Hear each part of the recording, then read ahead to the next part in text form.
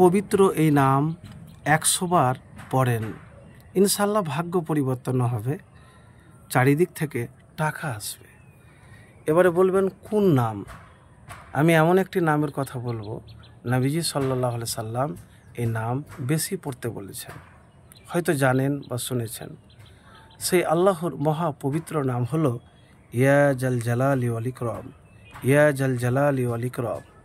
এই নামটি কম করে দিনে 100 বার যদি পাঠ করেন আর এই দোয়া পড়েন, তাহলে ইনশাআল্লাহ আপনার ভাগ্য পরিবর্তন হয়ে যাবে।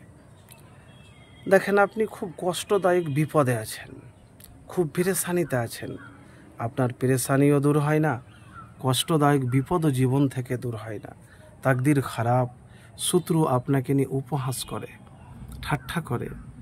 তো এমন একটি বুখারী শরীফের 6347 নম্বর হাদিসের একটি দোয়ার কথা বলবো। আল্লাহুম্মা ইন্নী আউযুবিকা মিন জাহাদিল বালাই ওয়া দারাকিস সাকাই ওয়া সুইল কাজাই ওয়া সামাতাতিল আদাই।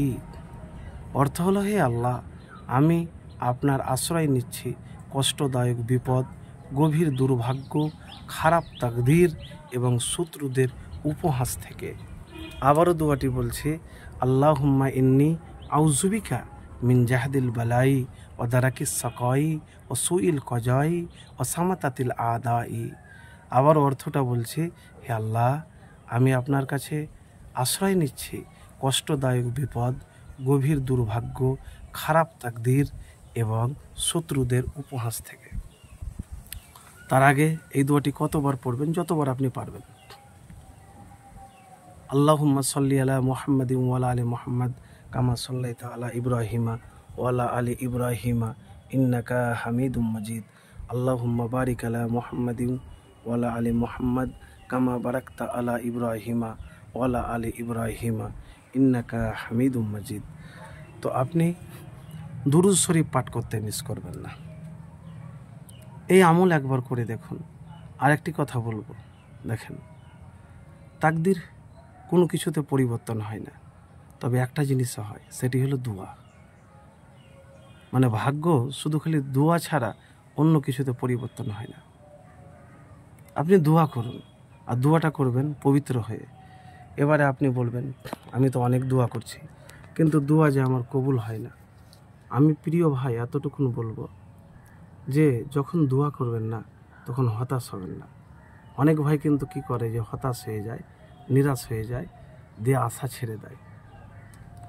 তা এতটুকুন বলবো, যখনই দোয়া করবেন পবিত্র হয়ে দোয়া করবেন।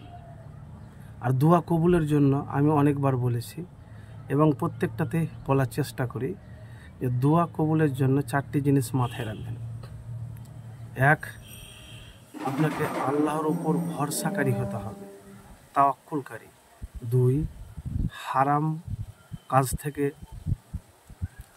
ইনকাম থেকে, কথাবার্তা থেকে, গুনাহ থেকে বাঁচতে হবে 100%। কিন্তু হারাম থেকে না বাঁচলে দোয়া কবুল হবে না। 3 নম্বর হলো, মা বাপের সাথে সম্পর্ক ভালো রাখতে হবে, নাফরমান হয়ে যাবে। 4 নম্বর হলো যে পয়েন্টটি, সেটি হলো নামাজি হতে হবে। আর কোন নামাজি হবেন? লোক দেখানো নামাজি হওয়া চলবে না।